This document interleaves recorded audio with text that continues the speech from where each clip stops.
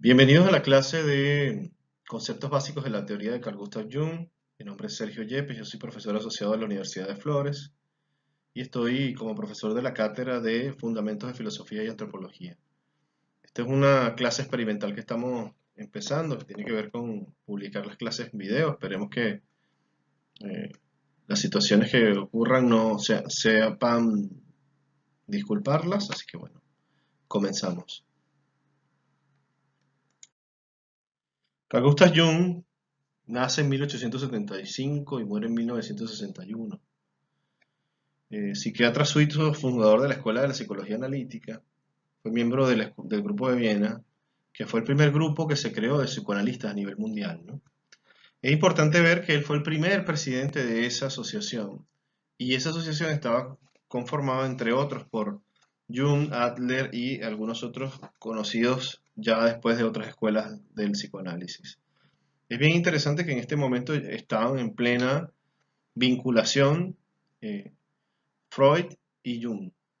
Eran compañeros de trabajo en ciertos temas y avanzaban sobre lo que podríamos llamar esta nueva forma de la psicología, esta nueva forma de la psicoterapia, que hoy conocemos como psicoanálisis para el caso de los freudianos y psicología analítica para el caso de los jungianos.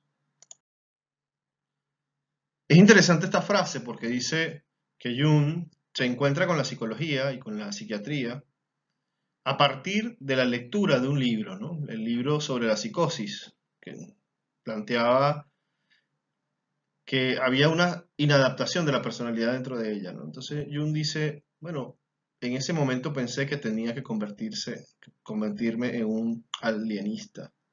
El alienista era la forma en la que, para principios del siglo XX, se llamaba a los que hoy día somos psicoterapeutas o psicólogos, ¿no? Así que ya los psiquiatras, aquellos que estudiaban a los alienados, que eran los que estaban alienados mentalmente, los que estaban idos de su condición natural. Así que, bien, algunos de los textos que son importantes de Jung, que se los he colocado acá, Jung, un autor muy prolífero, estamos hablando de 196 títulos, 187 libros, 7 ensayos, una entrevista, en fin, muchas cosas más que tiene Jung, pero eh, realmente los libros que para mí son fundamentales que ustedes tienen que leer, que tengan que revisar si quieren profundizar sobre esto, además de, por supuesto, ir a alguna de las escuelas afiliadas a la Asociación Internacional de Psicología Analítica, que en Argentina existe una, la Asociación Argentina de Psicología Analítica. Eh, les- los libros serían los siguientes, ¿no? Símbolos de transformación, recuerdos, sueños y pensamientos, el hombre y sus símbolos, en el cual Jung solo tiene un capítulo, pero es fenomenal. Y el libro rojo, en donde se plantea mucho de su técnica y mucho de lo que estamos viendo a nivel de los últimos años del psicoanálisis, de la psicología analítica en estos tiempos.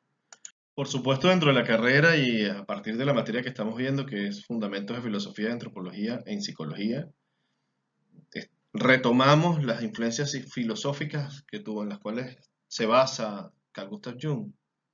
Ya hemos visto a Heidegger desde su ontología existencial, donde nos habla de cómo la angustia y cómo la muerte se vinculan para darle sentido, entre otras cosas, a la vida, ¿no? Para ver cómo, en qué vamos a utilizar el tiempo que nos queda de vida cada instante, ¿no? Este asunto del existencialismo. ¿Qué vamos a hacer con esto, ¿no? Luego tenemos a un brentano que nos habla de la intencionalidad de la psique. Para este momento es algo muy normal pensar que la psique tiene intencionalidad, para aquel momento no lo era. Brentano es el primero que dice, pero el alma tiene un sentido de existencia, va hacia un lugar. ¿Okay? Husserl, como hemos visto, es fenomenología, hay que estudiar los fenómenos y las cosas desde su observación, entender que el fenómeno es un elemento complejo que podemos llevar a lo positivo y podemos intervenir sobre él. Y además cómo las cosas se van dando de manera natural. La naturaleza de las cosas es importante. Y van a ver que la psicología junguiana tiene mucho que ver con esto. El existencialismo de Nietzsche, conocido por nosotros, también tuvo su influencia, incluso le dedica algunos textos, algunas líneas, Jung, sobre este existencialismo. Recordemos la gran frase de Nietzsche, que es Dios ha muerto, donde se elimina esta suerte, procurando eliminar esta suerte de determinismo de lo sagrado sobre lo humano y dando a entender que lo humano es autodeterminante, ¿no? Y esto es importante para verificar cuál es el sentido de las cosas, ¿no? Más adelante lo vamos a encontrar, todos estos dos elementos existencialistas, en algo que viene a denominar Jung el proceso de individuación, ¿no? Luego, ya como era la época, también se estudiaba mucho el criticismo de Immanuel Kant, esta postura criticista, esta postura de acercamiento a la realidad desde una duda constructiva pero crítica, no desde una duda cartesiana, sino desde una duda que descompone, va desarmando críticamente las cosas, incluso cuestionando al propio sujeto. La toma Jung y es fundamental para más adelante dar cuenta que hay en su técnica hay mucho del criticismo, hay mucho de lo fenomenológico, hay mucho del abordaje directo, ¿no? Von Hartmann es el que trabaja en principio filosóficamente en la filosofía de la mente el término de inconsciente y habla de que el inconsciente está compuesto por el deseo y la razón. Estos son elementos funcionales de filosofía de la mente que están allí. Y es bien importante encontrar que, y hoy día nos podemos dar el lujo de decirlo, porque bueno, su tiempo fue como palabra extraña, Lao Tse, cuyo origen de estos escritos se remontan al cuarto antes de Cristo, y aunque Lao Tse significa anciano sabio, se asume y se sabe que Jung utilizó mucho el Lao Tse en su construcción teórica y habló sobre el funcionamiento dual de la mente y de las cosas y de la vida. Las cosas son duales. Entonces, por eso vamos a encontrar mucho de la dualidad en su construcción teórica.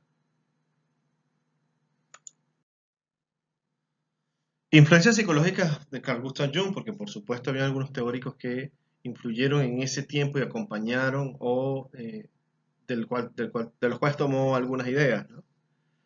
Tenemos a Adler con su independencia, su espacio hacia lo que es entender los procesos del individuo. Tenemos también a Adler como uno de los que plantea esta vinculación del existencialismo con la vida del ser humano. Un Breuer que acuña el término de esquizofrenia, pero además tiene de él un instrumento fantástico que se llama la imaginación creativa, que después va a manejarse como imaginación activa, y es una de las herramientas que se utiliza en la psicoterapia, ¿no? Tiene que ver con la construcción dinámica de las cosas dentro de la mente en el momento del proceso psicoterapéutico. También trabajan desde ese espacio elementos sobre la vivificación de los contextos, de las cosas, de los conceptos. Así es que pueden hablar de un test de asociación libre donde el sujeto a partir de una palabra puede decir otro contenido y en la relación de la respuesta y la palabra que se presenta encuentra Jung el complejo, que después continúa siendo parte del proceso psicoterapéutico, pero que los determina a partir de eso, ¿no? De la presencia de esas asociaciones, desde la imaginación que va creando espacios, ¿no? Y eso lo toma de Bleuler. Bien, Freud, con la teoría general del inconsciente, padre de eso, del inconsciente, de decir si existe un inconsciente y tiene una estructura, existe un inconsciente y tiene restos arquetípicos, existe un inconsciente y tiene una dinámica y además obedece a una dinámica psíquica y otras muchas conceptualizaciones que Freud plantea que luego o son amparadas, refutadas o acompañadas por Jung. Y bueno, Pierre Janet, que es fundamental en este caso por los casos específicamente de los comportamientos anormales, cuando estamos hablando de la histeria, la ansiedad, la fobia y otros elementos, ¿no? Recordemos que la gente va al psiquiatra, que es el lugar donde estaba Jung, precisamente por los fenómenos y los comportamientos anormales. Además, Jung estuvo muy marcado por los comportamientos anormales, ya que, bueno, por un lado tenía la visión de la demonización de los asuntos de la mente a partir de las palabras de su padre, que era un pastor eh, protestante, y las vivencias de su madre, que era una mujer que sufría de ciertas alucinaciones, de crisis alucinaciones, y que bueno, en muchos casos fue vista como poseída por demonios, ¿no? Hoy día sabemos que lo que estamos hablando es precisamente de alucinaciones y vivencias de las alucinaciones. Ahora vamos a hablar unos segundos sobre la relación de Freud y Jung. Originalmente, Jung lee algunos escritos, algunos textos de Freud. Freud es mayor que Jung. Y en medio de esta revisión de sus pacientes como psiquiatra, leyendo los escritos de este neurólogo, empieza a darse cuenta que hay elementos en común. Así que deciden establecer un intercambio epistolar con Freud, el cual responde, y comienza entonces una relación de acompañamiento mutuo en la construcción de las teorías psicoanalíticas, que luego van a separarse por asuntos enteramente personales y también por asuntos teóricos, que ya vamos a ver. Para dar una idea de estas diferencias, hay, más allá del anecdotario, existe una entrevista que se le hizo a Jung, perdón, en vísperas de su cumpleaños número 84, unos meses antes de morir, por la BBC. Ahí podemos rescatar dos frases que son importantes porque siempre se le preguntó a Jung cuál era la relación y qué había pasado. Y él lo describe de esta forma, de una manera muy sencilla. Dice, él me caía muy bien, pero pronto descubrí que cuando él tenía un pensamiento sobre algo era inamovible, mientras que yo dudaba todo a lo largo del asunto. Así que Jung hablaba de Freud de esta forma, un sujeto testarudo, eh, con esa necesidad de ser un hito dentro del pensamiento, ¿no? Luego dice, era imposible discutir algo a fondo con él. Freud no tenía, y esto es algo bien interesante, recordemos que él es neurólogo y su formación es fisiológica y tuvo alguna formación en letras, y alguna formación en algunos otros elementos, pero básicamente su actitud era médica sobre las cosas, ¿no? En cambio, Jung viene de una formación que incluye a Kant, inclusive llegó a ser una especie de traductor de Kant para Freud, ya que Freud no abordaba este ni otros autores de filosofía, ¿no? Así que era interesante cómo había una relación mutua. Acá podemos ver que no era un asunto de aprendiz, era un asunto más bien de compañeros del viaje. Hay una postura interesante en medio de esto. En otro relato, en Recuerdos, Sueños y Pensamientos, uno puede encontrar un breve episodio en el cual ambos se encuentran en un vagón de tren y en ese vagón de tren empiezan a conversar sobre un sueño que habían tenido ambos. Ellos analizaban su propio sueño, era un juego que hacían ellos continuamente, un interjuego de análisis. En ese espacio, Jung da cuenta de la diferencia entre su sistema, que tiene que ver con la amplificación de los sueños, un sistema donde el soñante es el único que puede interpretar lo que ocurre a partir de esclarecer el escenario en el que ocurre y se dan los elementos del propio sueño, y la interpretación, que es la técnica fundamental del psicoanálisis, donde es el analista el que a través de una teoría enmarca la interpretación puntual de las figuras que se encuentran dentro del sueño del soñante. Eso pasa, y como lo vemos en la lámina, del pensamiento activo de lo junguiano, donde se plantea, bueno, el sujeto como colaborador en la construcción también de sus símbolos y sus significados, o un sujeto pasivo, que es el sujeto que escucha la interpretación y luego da cuenta de esa interpretación para incorporarlo en su propio recurso. Son dos criterios muy distintos, pero que son fundamentales para entender por qué la psicología analítica es distinta al psicoanálisis. Uno de los conceptos más importantes de la teoría junguiana es el concepto de inconsciente colectivo. Y tiene que ver con esta relación íntima que existe entre la cultura, la historia y la psique. Jung, como bien lo hemos visto con sus bases filosóficas, es un sujeto crítico, es un sujeto fenomenológico, es un sujeto que va a la observación, va a lo concreto, no escatima en aproximarse a la realidad. Así que en medio de eso decide hacer un viaje y conocer personas de diferentes lugares y básicamente tuvo como una suerte de viaje interior, pero a la vez de viaje de conceptualizaciones, y visita Oriente, visita y conoce a profundidad la cultura griega, se va a México, se encuentra y hace entrevistas a chamanes y a personas del área de la cultura, y bueno, es un estudioso de la cultura nórdica y además tiene una estupenda experiencia de unos meses en África. Así que es un sujeto que decide abordar esto de la cultura y la relación histórica, cultural, psicológica de una forma directa. Entonces, de ahí emana el concepto de inconsciente colectivo como una expresión de lo consciente, de lo cultural, por así decirlo, ¿no? Es muy, muy interesante. Yo hago una especie de paralelismo y digo, bueno, en el ser humano está la psique como tal, que es esto que nos relaciona con todo. Dentro del inconsciente está el inconsciente colectivo, que es esto que nos relaciona con lo que está en torno a lo que está alrededor, ¿no?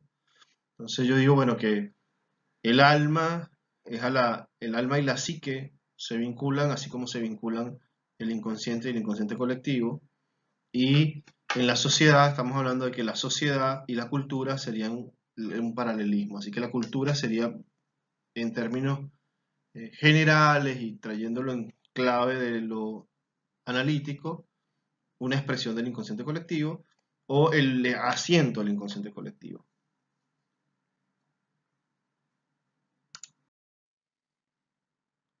En de, eh, el modelo del inconsciente de Jung, simplificado, yo he preparado esta lámina para que sea un modelo bien simplificado, vamos a encontrar en principio un consciente en las primeras capas externas, luego un inconsciente personal que se construye desde que naces hasta que el día en el que te encuentras, y un inconsciente colectivo que viene de generaciones anteriores y de la cultura en la que estás. Bien, en el inconsciente personal habitan los complejos, que son esos grandes temas que vamos teniendo. Vamos en las siguientes láminas a profundizar un poco sobre esto, pero son esos grandes temas que tenemos personales. Y en el inconsciente colectivo habitan también arquetipos. Entonces los arquetipos son elementos de significado, o sea, conjuntos de significados explicativos históricos, roles trascendentales. Ya vamos a trabajar un poco más de eso, pero es importante que podamos ver entonces que en el inconsciente personal se presentan los complejos y en el inconsciente colectivo se presentan los arquetipos. Todo esto es un modelo simplificado del inconsciente. Bien, por otro lado, el modelo simplificado de la relación ego-self, que es el ego, es el yo, y el self es ese yo deseado o el yo interno más profundo, es el sujeto en sí mismo. O sea, hay una relación ego-self. Jung plantea que mientras más distante está esto, más se pueden encontrar elementos de eh, inconformidad psíquica, elementos de inconformidad personal. Así que el proceso, que lo vamos a ver también en la siguiente clase de individuación, podemos decir que es la unión, la búsqueda del ego a encontrarse con el self, ¿no? Ese yo que va buscando el self, lo que es el sí mismo, lo que somos nosotros. Dentro de la estructura de los arquetipos, tenemos que el arquetipo es básicamente un patrón simbólico, son imágenes arcaicas y es una herencia cultural de los roles. Es decir, son formas y modelos de actuación, formas y modelos de actuación que podemos encontrar en muchísimos elementos mitológicos, pero también que podemos encontrar en situaciones límites, situaciones críticas en los seres humanos. No solamente se presentan ahí, pero para darles un ejemplo, cuando cayeron los chicos estos del grupo, del equipo deportivo chileno, o creo que era uruguayo, que cae en Chile, arriba en las montañas, este equipo terminan haciendo prácticas caníbales, ¿no? Cuando se hace un estudio de lo que se hacía y cómo se cortaban los cuerpos para poder consumirlos y poder vivir, uno de los antropólogos forenses descubre que hay un paralelismo con un ritual incaico y a partir de eso empieza a estudiar el árbol genealógico del chico que estaba haciendo los cortes y descubrió que en su árbol genealógico se encontraba una persona que era un sacerdote inca antiguo, que es bien sabido, utilizaban la práctica del consumo de los otros como forma de incorporar sus energías en el cuerpo para poder tener el espíritu del combatiente, que tenía que ser un combatiente muy fuerte. Así que, fíjense, y además de esto existen muchos ejemplos de cómo los arquetipos están ahí presentes en nosotros y cómo echamos mano de ellos en situaciones muy extremas o en situaciones cotidianas y veremos en dónde están. Son una suerte de manuales preestablecidos o protocolos de actuación y dispositivos de actuación que son nuestros y que nos han servido durante mucho tiempo para hacer cosas. Otro ejemplo para cerrar el tema de arquetipo es uno, si pensamos en el arquetipo del guerrero, hace muchos años veremos en tiempo de Roma el guerrero pretoriano. Más adelante encontraremos al casaca roja y encontraremos a los mosqueteros franceses. Poco más acá encontraremos a los granaderos cruzando los Andes. Y un poco más acá encontraremos a nuestros soldados de infantería vestidos de marrón y beige, montados con sus tanques. Así que ha cambiado la forma, pero nunca ha cambiado el concepto central, es decir, la base de esos funcionamientos. Dentro de nosotros, como una herencia cultural, se encuentra inclusive el arquetipo del guerrero, porque cualquiera de nosotros sería capaz de defender el espacio en el que se encuentra de todas las formas posibles si se siente amenazado o es amenazada su familia. Así que ahí están estos elementos que nos permiten a nosotros darnos una suerte de dispositivos del aprendizaje de la sociedad y histórico de la sociedad. Dentro de los modelos, dentro del modelo teórico de Jung, tomo esta lámina para dar cuenta de algunos elementos que están dentro del inconsciente, ¿no? Los 4 más grandes arquetipos junguianos son la sombra, la máscara, el self y la persona como tal, que es la máscara. Ya vamos a verlo. El self es el sí mismo. El self es esto que les he estado conversando y es esa condición interna que está allí y que yo debo buscar. Es como una luz interior. Algunos lo llaman el maestro interno, de la manera más esotérica, otros lo llaman simplemente eso que nosotros sabemos que queremos ser. En muchos momentos de psicoterapia con mis pacientes, suelo preguntarles en algún momento de su vida, a los 40, 45 años, qué era lo que querían ser cuando tenían 15 años, ¿no? Y a veces esto que deseamos ser cuando tenemos 15, 14, 13 años es aquello que tuvimos que hacer a un lado, ¿no? Cuando nosotros reprimimos, y aquí paso a ir explicando estas cosas, porque el ambiente no nos permite expresar alguna situación, algún deseo, nosotros vamos construyendo sombra. Bien, el ego es una interacción con el mundo externo. Vamos a ver, es nuestra interacción con el mundo externo, está siempre en el elemento consciente, está ahí, tiene elementos de interacción. Luego debajo de él viene el inconsciente personal, donde están los complejos simbólicos, que son los grandes temas históricos nuestros, de nuestra historia personal. Por ejemplo, el tema del dinero. Hay autores junguianos que hablan sobre el complejo del dinero, el complejo materno, el complejo paterno. Y somos tomados por el complejo muchas veces cuando utilizamos ese mismo complejo, esa misma forma de actuación para todas las cosas en la vida. Por ejemplo, una madre que además de ser funcionar como madre para sus hijos, funciona como madre para su esposo, o funciona como madre para sus nietos, o funciona como madre para sus estudiantes. Esto es el complejo que atraviesa a la persona y se evidencia en todos lados. Y bueno, ¿y qué hace una madre en términos a grandes rasgos? Bueno, es alimentadora, es protectora, es esto, es contenedora. Entonces, imagínense estas personas, ustedes deben pensar en gente que está siempre haciendo esto. Es un complejo que se evidencia en muchos elementos de la vida, ¿no? Bien. Luego tenemos, como ya lo vimos, el inconsciente colectivo, que es la psique de la humanidad, por así decirlo, toda esta vinculación con lo simbólico. Hoy día podemos ver manifestaciones de eso con el tema de la muerte. Estamos en este momento que hacemos el video atravesando por una cuarentena de COVID y por eso nos obligamos a hacer este tipo de clases. Y surgen elementos que son trascendentales como la existencia, la angustia, el otro, cómo vincularnos sin que el otro me haga daño, cómo acercarme a quien quiero sin que acercarme termine generándome un contagio de COVID. Todo esto en este momento está dejando una huella en nuestro inconsciente colectivo que va a avanzar, pero también está siendo confrontado con lo que nosotros somos. Estos son lo que llamaríamos aprendizajes colectivos simbólicos culturales, o sea, es enorme lo que estamos viendo en este caso. Luego tenemos nuestro inconsciente personal con nuestras historias personales. Esto incluye nuestra forma de comunicar, el idioma que tenemos está en este inconsciente personal. Todos tenemos un background y una estructura de lenguaje, pero es nuestra vivencia la que determina qué tipo de lenguaje vamos a utilizar, si es español, inglés, en fin, francés. Y luego tenemos los sueños, que los sueños son mecanismos explicativos, sirven como elementos explicativos para algunos y premonitorios para otros. Pero no premonitorios porque estamos hablando de lo esotérico, estamos hablando de más bien momentos en que la mente se permite unir variables que conscientemente no somos capaces de unir. Así que tenemos la habilidad de manejar el elemento intuitivo de los sueños, que es algo muy, muy interesante de ver. Bueno, seguimos. El arquetipo del self, el sí mismo, es la existencia auténtica.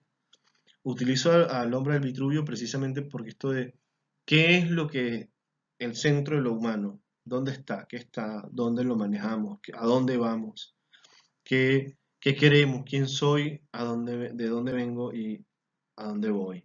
Todas estas preguntas son parte del self. Cuando un paciente llega a nuestra consulta con esas grandes preguntas, pues estamos hablando de que lo que está puesto en cuestionamiento es el ego, pero a través del self, es decir, lo que somos a través del self, que tiene que ver con nuestra existencia auténtica.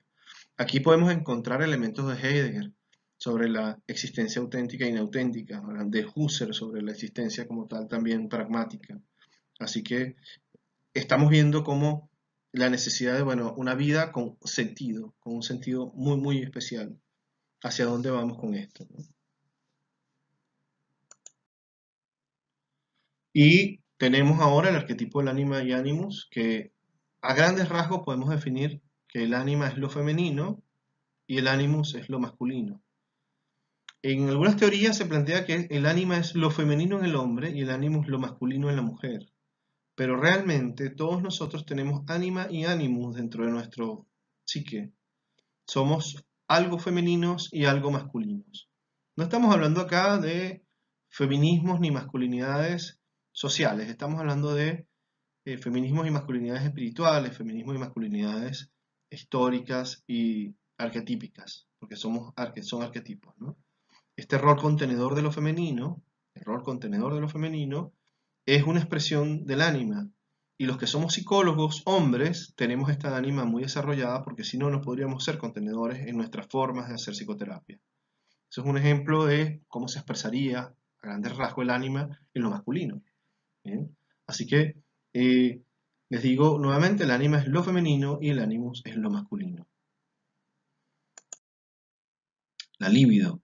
La libido como energía psíquica es una energía, en este caso, y esta es una gran diferencia con los freudianos, es una energía psíquica indiferenciada. Es una energía que no está anclada al sustrato biológico, sino que está anclada y vinculada a la catectización de la experiencia, es decir, a situaciones que nos van pasando que se van cargando de esa emoción, de esa libido. Todo el sistema psíquico funciona con libido.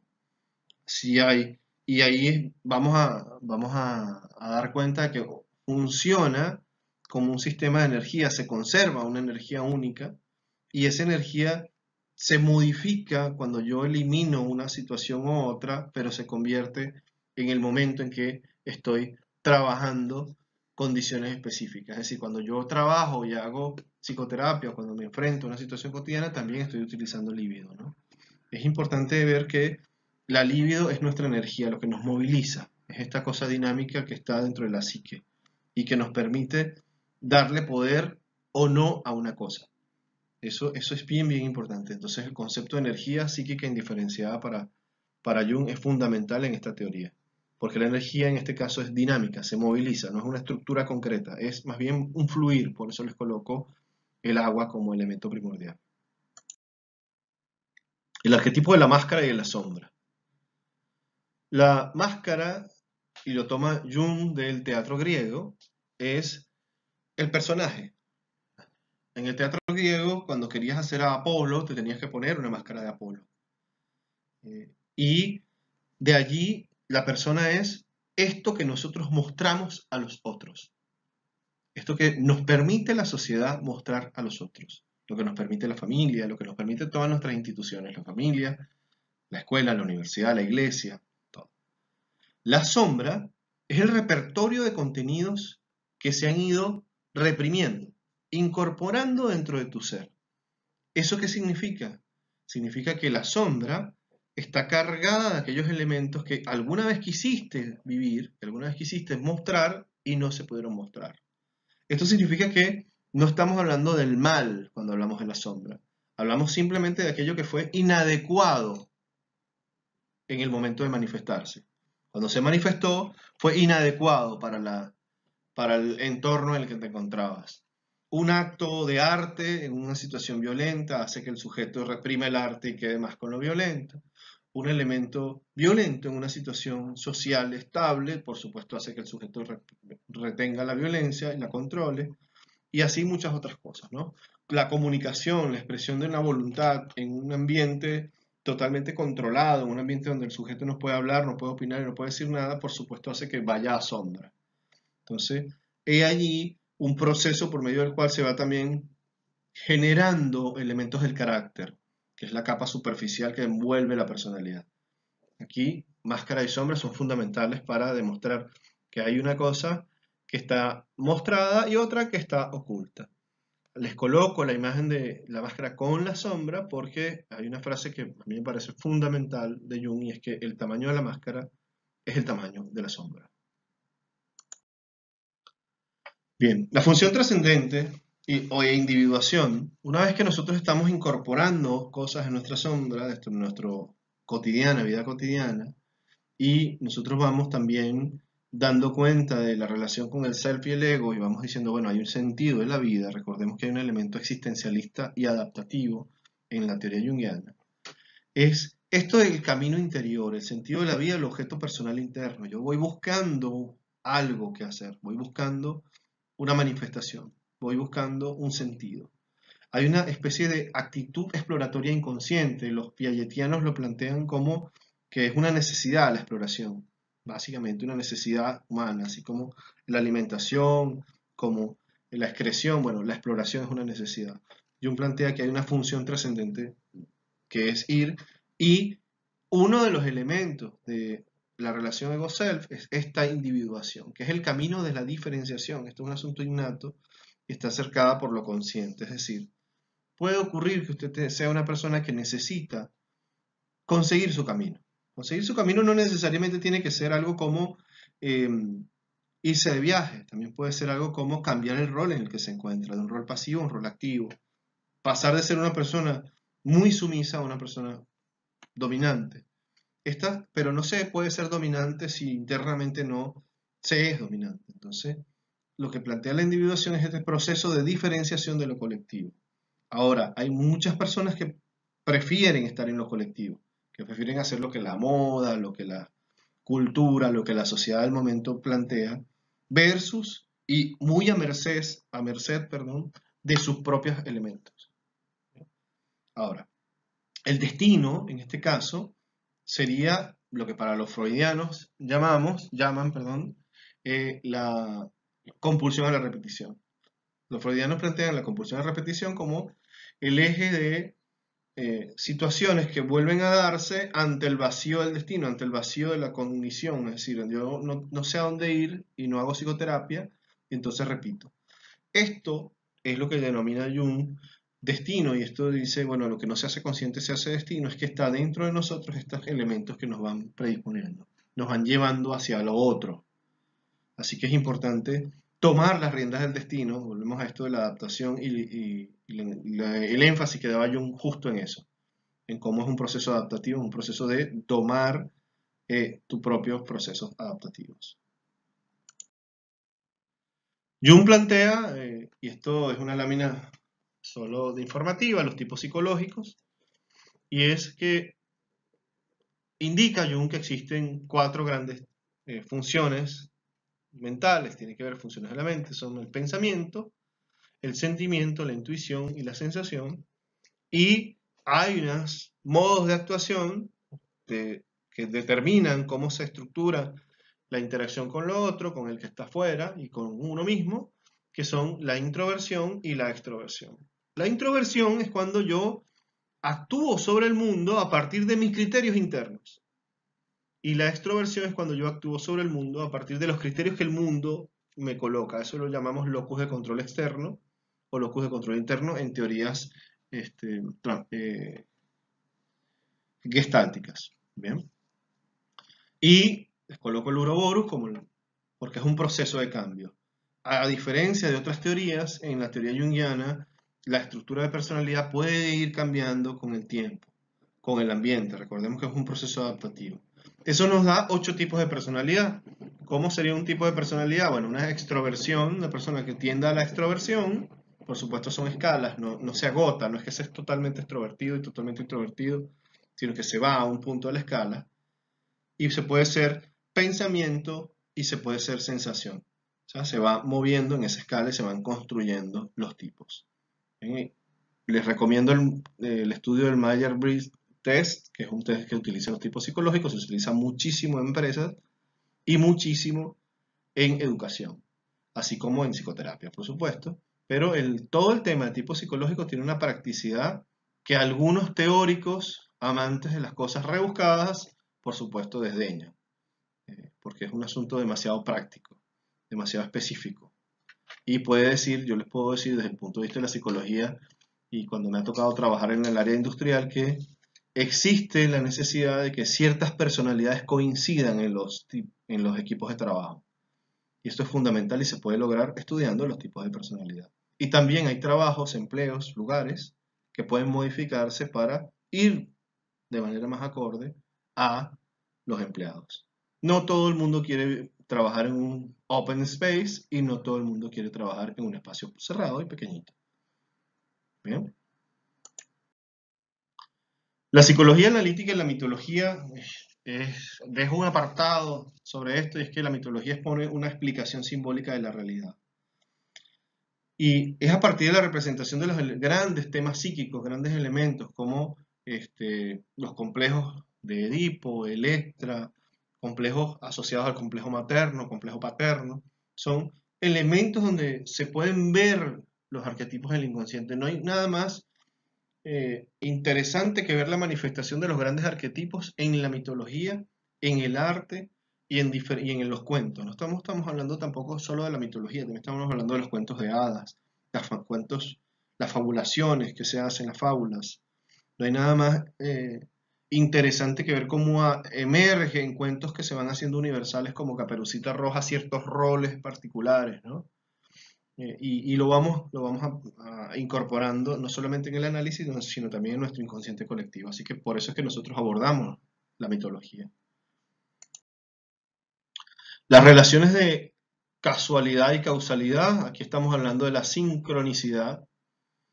Y la sincronicidad es esta última fase de lo junguiano, cuando ya Jung ha avanzado sobre su final de la vida, se da cuenta que la interacción entre las personas está mediada por los afectos, el nivel de relación afectiva que tienen, ¿no?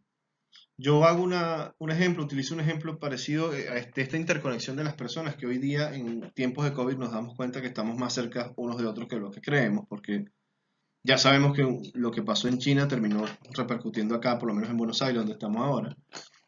Pero más allá de eso, yo lo veo como si uno está dentro de una piscina, de una pileta, está conectado por el agua con todos los seres humanos. Bien, si nosotros vamos al plano del mundo, estamos todos debajo e inmersos en una capa de oxígeno, de aire, que nos envuelve a todos por igual.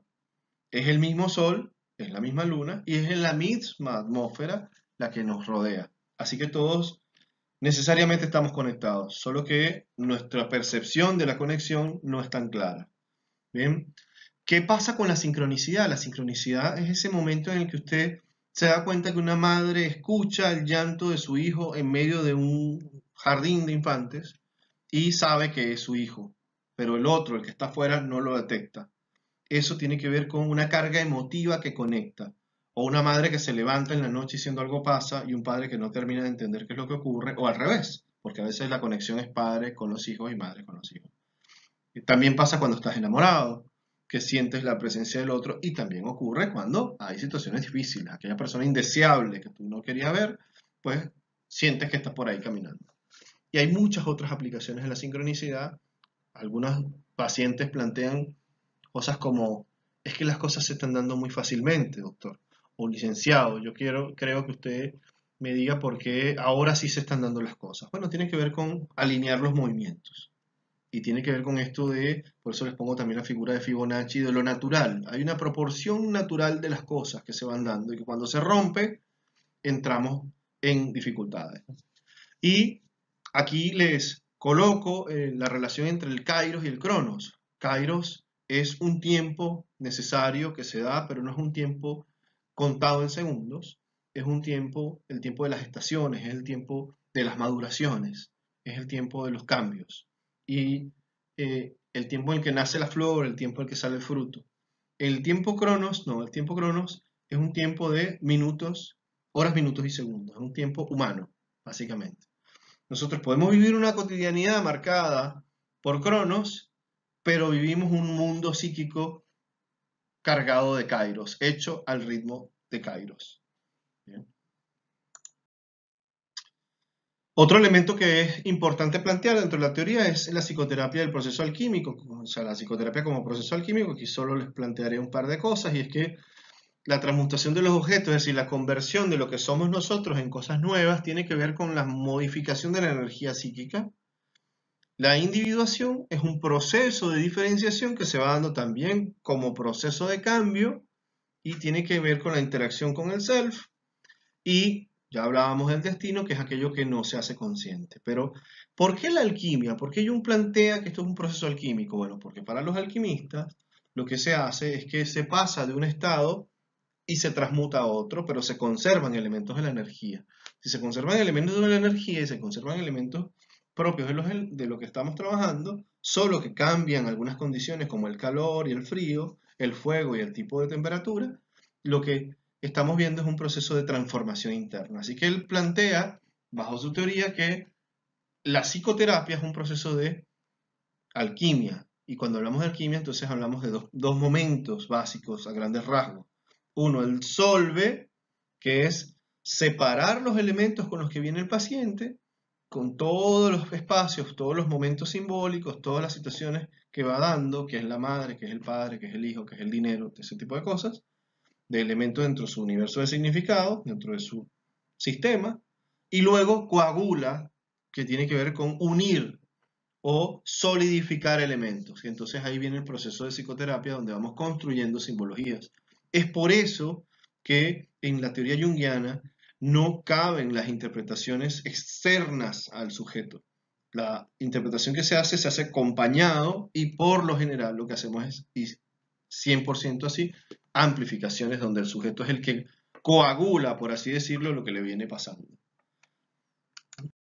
En fin, vamos a entender la psicología analítica, nombre dado por Jung en 1913 a su corriente de pensamiento y de trabajo, como una escuela que asume al ser humano como un sistema holístico, un sistema psicodinámico y adaptativo, y por esta razón, por la cual integra al análisis los elementos como los sueños, el arte, la mitología, la religión, la medicina y la filosofía. Y la antropología es una escuela psicológica que tiene como elemento fundamental, el carácter adaptativo de la psique, pero también el carácter histórico de esto. Es a lo que denominamos una psicología con alma, con cultura. Es una psicología que va a tratar de integrar un sujeto que no solamente es una manifestación física, sino también es una manifestación psíquica y es una manifestación cultural de su tiempo, y es un heredero de las condiciones previas. Así que Esa es la psicología analítica para nosotros.